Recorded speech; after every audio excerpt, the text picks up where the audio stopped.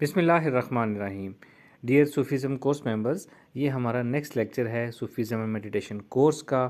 اس course کا عنوان ہے کہ درود و سلام روحانی ترقی کے لیے کتنا اہم ہے. ہم سب یہ بات جانتے ہیں کہ درود و سلام کی ویسے ہی بہت زیادہ اہمیت ہے، بہت زیادہ فضیلت ہے. صوفیزم میں روحانی ترقی کرنے کے لیے خاص طور پر درود و سلام کو بہت زیادہ اہمیت دی جاتی ہے اور اس سے بہت تیزی سے اور بہت زیادہ روحانی بلندی حاصل ہوتی ہے. اس کی کچھ وجوہات ہیں. سب سے پہلی وجہ کہ حضور پاک صلی اللہ علیہ وآلہ وسلم پر درود و سلام بھیجنا اللہ تعالیٰ کی اپنی سنت ہے، فرشتوں کی سنت ہے. تو مخلوق میں سے جو بھی اللہ تعالیٰ کی سنت کو فالو کرتا ہے، اس کو اپنی زندگی میں شامل کرتا ہے، وہ اس کو اللہ تعالیٰ کی محبت اور خاص توجہ حاصل ہوتی ہے. دوسری بات، اللہ تعالیٰ کے محبوب حضرت محمد صلی اللہ علیہ وآلہ وسلم پر جو شخص درود بھیجے گا، سلام بھیجے گا، آپ کے لیے دعا کرے گا، نیک تمنائیں رکھے گا، آپ سے محبت کرے گا، اس کو بھی اللہ کی خصوصی توجہ حاصل ہوگی. اور تیسری وجہ یہ ہے کہ کوئی بھی اللہ تعالیٰ کا کلام جو ہے وہ کلام پاک پڑھنے سے ثواب ملتا ہے یا استغفار پڑھنے سے گناہ جھڑتے ہیں، لیکن درود پاک ایک ایسی عبادت ہے جس کی فضیلت احادیث مبارکہ میں اس طرح آئی ہے کہ درود پاک پڑھنے سے ایک ہی وقت میں 3 عطائیں ہوتی ہیں. سب سے پہلے گناہ معاف ہوتے ہیں، سیکنڈ ثواب ملتا ہے، تھرڈ درجات بلند ہوتے ہیں. یعنی کہ کوئی اور کلام پاک پڑھیں تو وہ یا تو گناہ کم ہونے سے سبسیکوینٹلی درجات بلند ہوں گے یا نیکیاں ملنے سے آہستہ آہستہ درجات بلند ہوں گے. لیکن درود پاک ایک ایسی چیز ہے جس سے بیک وقت گناہ بھی معاف ہوتے ہیں اور ثواب بھی ملتا ہے اور براہ راست درجات کی بلندی ہوتی ہے. یہ خاص فضیلت ہے درود پاک کی، اس لیے صوفیزم میں، روحانیت میں اس کو بہت زیادہ اہمیت دی جاتی ہے. یہی وجہ ہے کہ درود پاک بہت زیادہ نہیں پڑھا جاتا.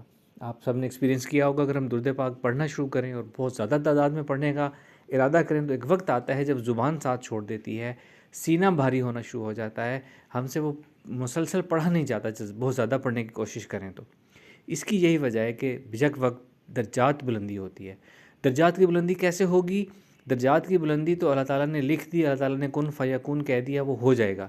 لیکن اس کے ساتھ ہماری نفس کے اندر، ہماری ذات کے اندر کچھ چینجز، اپگریڈیشنز ہونا ہوتی ہیں جو کہ آہستہ آہستہ ہماری ذات کے اندر وہ چیزیں شامل ہوتی ہیں، ہمارے نفس کی آہستہ آہستہ اپگریڈیشن ہوتی ہے اور وہ درجات کی بلندی ہمارے اندر اترنے میں وقت لگتا ہے. کن فیکون کہنے سے درجات کی بلندی عطا ہو گئی، وہ ہمارے اندر اترنے سے اور ہمارے نفس کو اس کے قابل بننے میں تھوڑا وقت لگتا ہے. اس لیے درود پاک بہت زیادہ نہیں پڑھا جاتا. بالکل ایسے ہی جیسے کمپیوٹرز کے اوپر ہم نئے سافٹ ویئرز، نئی اپلیکیشنز اپگریڈ جب ہوتی ہیں تو پھر وہ کمپیوٹر سلو ہو جاتا ہے، اس کو ایک وقت چاہیے ہوتا ہے، وہ اپگریڈز کو انسٹال کرتا ہے، ری اسٹارٹ ہوتا ہے، پھر آہستہ آہستہ کمپیوٹر تیز ہوتا ہے. یہی درود پاک پڑھنے سے انسان کے ساتھ ہوتا ہے. تو ان وجوہات کی بنا پر درود پاک کو بہت زیادہ اہمیت حاصل ہے صوفیزم میں اور روحانیت کی بلندی کے لیے. بزرگوں کا کہنا ہے، صاحب علم، صاحب حضوری بزرگوں کا کہنا ہے کہ جو شخص اپنی زندگی میں 1 کروڑ دفعہ درود پاک پڑھ لے، اس کی سرکار دو عالم صلی اللہ علیہ وآلہ وسلم کے روحانی دربار میں حاضری ہونا شروع ہو جاتی ہے. چاہے اس کو اس بات کا علم ہو یا نہ ہو، اس کا جو نفس ہے وہ اس قابل ہو جائے گا کہ وہ حضوری میں پہنچ جائے گا. تو اس لیے ہم سب کو یہ کوشش کرنی چاہیے، ارادہ کرنا چاہیے کہ اپنی زندگی میں کم از کم 1 کروڑ دفعہ درود شریف ہم لازمی مکمل کریں.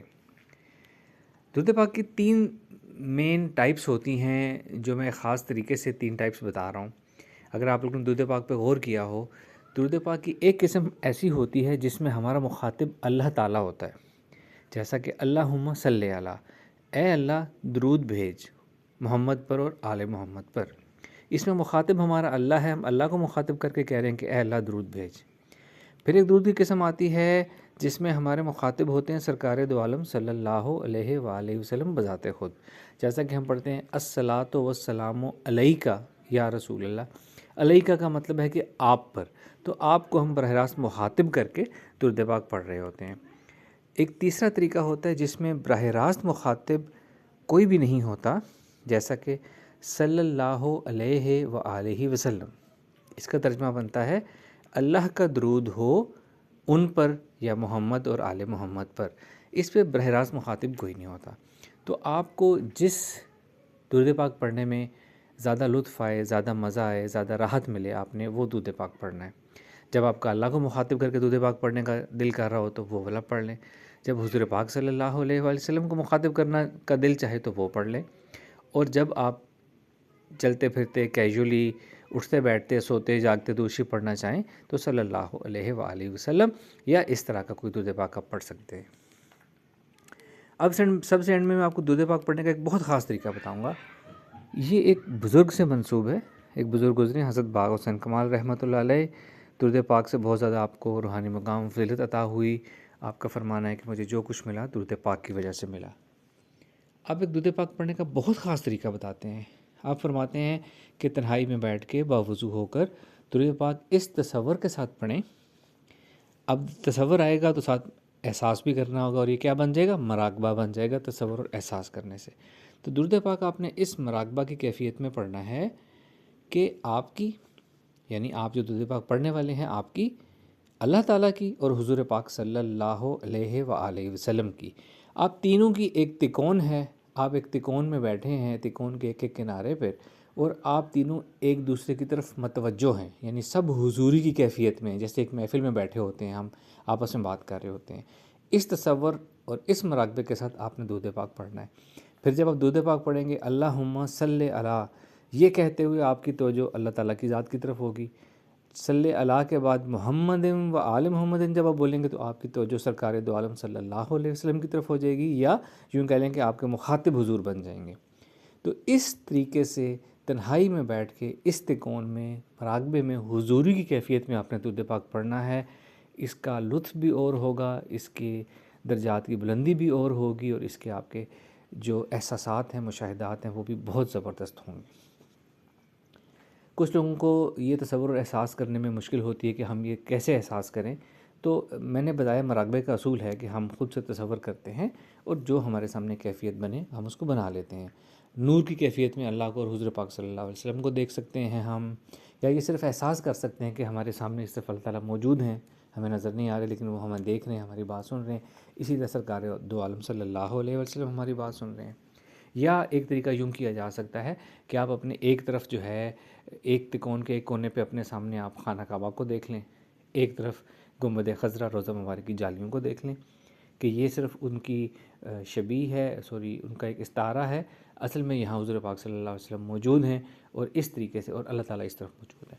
تو اس طریقے سے آپ یہ درود پاک پڑھ سکتے ہیں، تنہائی میں پڑھیں. اور جب آپ کی کیفیت ہو، جب آپ اچھے طریقے سے نمازوں کے بعد پڑھنا چاہیں نمازوں کے بعد پڑھ لیں. تو یہ ہوگا ہمارا مراقبہ درود شریف. اور یہ آپ کریں، اور آپ کو مسلسل اس کو اپنی زندگی میں شامل رکھیں، اور بہت زیادہ آپ کو روحانی بلندی اور مشاہدات حاصل ہوں گے انشاءاللہ تعالیٰ. Thank you very much. السلام علیکم ورحمۃ اللہ.